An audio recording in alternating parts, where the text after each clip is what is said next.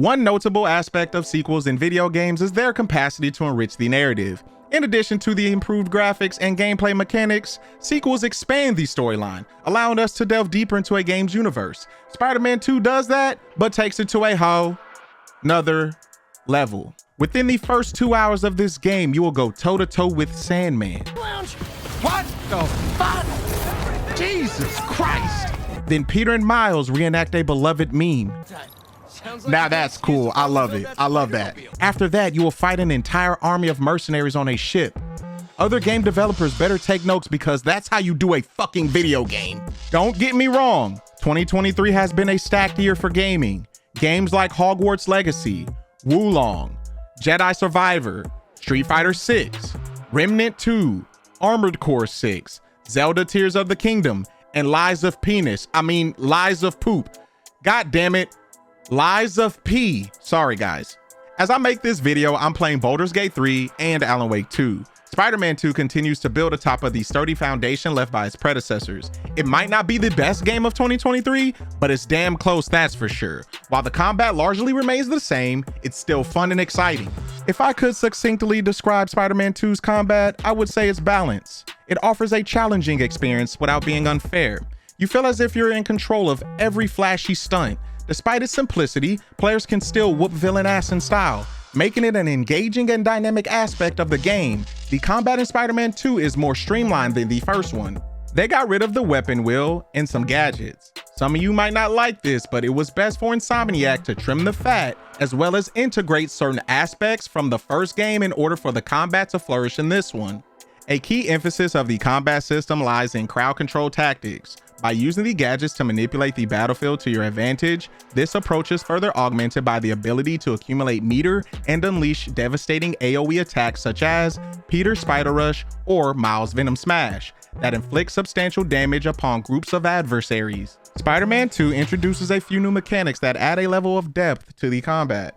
Among the notable additions is the introduction of the pairing mechanic that allows players to deflect enemy attacks, and acrobatic finishers that are flashy visual spectacles during encounters.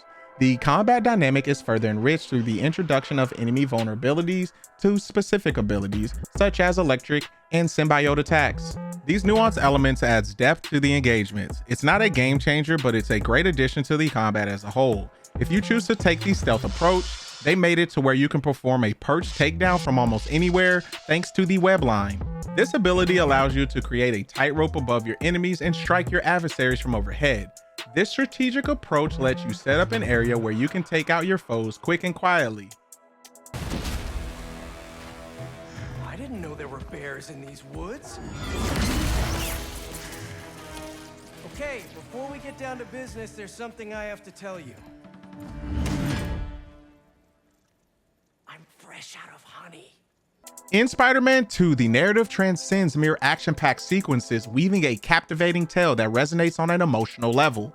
Within the heart-pounding moments of heroism lies a tapestry of profound lessons strategically interwoven by the skilled writers to foster moments of self-reflection for the player. One such poignant theme explored throughout the storyline is the detrimental impact of holding on to the harmful remnants of your past. You will witness characters, both heroes and villains, undergo transformative journeys, discovering their self-worth and making good use of a second chance. The side missions encompass a diverse spectrum of engagements, ranging from helping normal everyday people to full-on quest lines that spread throughout multiple missions that seem like a main plot within itself. Side missions like finding Grandpa and Howard touched my heart because it reminded me that life is short and precious. Both missions are about two older gentlemen who reflect back on their lives, telling stories of when they were younger and told heartfelt tales about their wives. Listening to them reminded me of when I was younger and used to listen to my grandparents' stories. If you still have your grandparents in your life, listen to and cherish those stories that they tell you, because take it from me, there will come a day where you will give anything to hear those stories one more time. As for the main story, it is centered around Kraven the Hunter. Eager for a challenge, he sets his sight on New York City, hunting the heroes and villains because he perceives them as bigger game. In the midst of all this chaos, both Spider-Men are having issues achieving balance in their lives outside of the Spidey suit. You will see Peter reconnect with his childhood friend Harry Osborn, explore his relationship with MJ, learn that he doesn't have to carry his burdens alone, and it's okay to step back as Spider-Man and focus on being Peter Parker. Miles, on the other hand, has his whole life ahead of him and is struggling to find his own purpose. The death of his father still haunts him, and he yearns to become worthy of being his own Spider-Man. The writers did a great job balancing the show-stopping action sequences and the emotional moments. I like how the story addresses issues that many people deal with on a day-to-day basis. This is the best written story so far with superb acting. It manages to tackle various topics without any compromise. It's been years since I played the first Spider-Man, so I didn't know what to expect from the boss encounters in this sequel, but I quickly found out that Insomniac decided to go balls to the wall because the boss fights are fucking insane. Granted, it does take a while to get to them, but once you do, they are heart-stopping. These showdowns are challenging and will test your skill. You will find yourself dodging and parrying incoming attacks, as well as utilizing objects scattered around the environment to aid you in battle. Boss fights become more frequent near the end of the campaign. Each encounter builds upon the last, escalating in excitement and intensity up until the very end.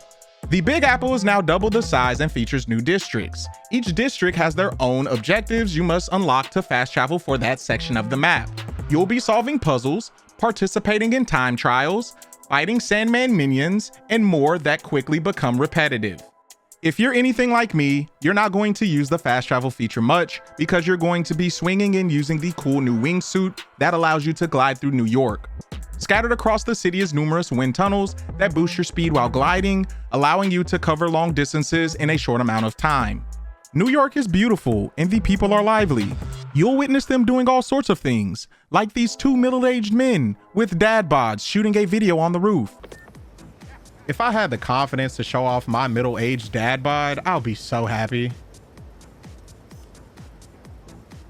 Personally, if you ask me, the game developers didn't accurately depict New York because in this game, it's clean, but in real life, it's garbage everywhere, lots of homeless people, and there's a shit ton of rats.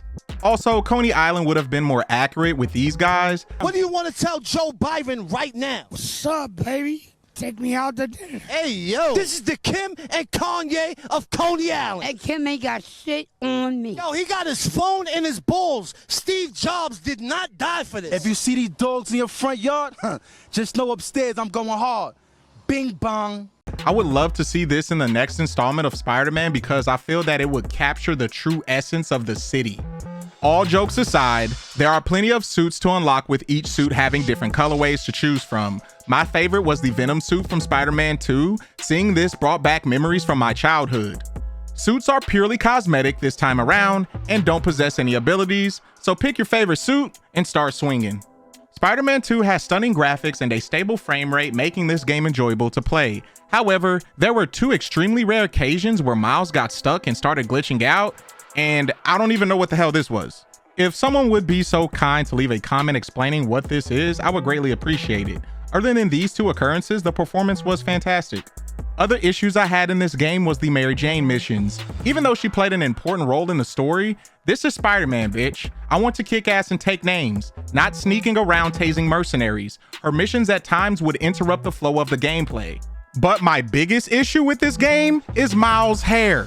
I'm speaking for the entire African-American community when I say that we are tired of seeing the fucking Killmonger hairstyle on black characters. For the love of God, please switch it up. This shouldn't be the default hairstyle for people of color. Just go back to giving us a bald fade, or known to the Swifties as the Travis Kelce. This is my first time seeing Yuri. See what she got. Oh, you just gonna leave me hanging? That's fucked up. Marvel Spider-Man 2 is a fantastic sequel that is a worthy successor in the beloved series.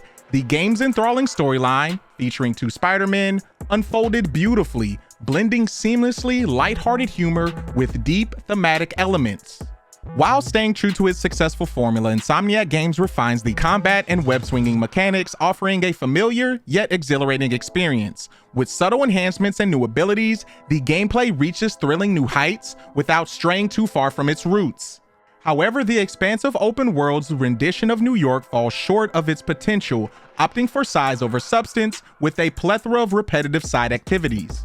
Despite the misstep, Marvel Spider-Man 2 still manages to deliver Insomniac's most compelling narrative yet, ensuring an electrifying superhero escapade. Ultimately, the game encapsulates the essence of being Spider-Man, providing players with an immersive and exhilarating adventure that truly makes them feel like the iconic web slinger.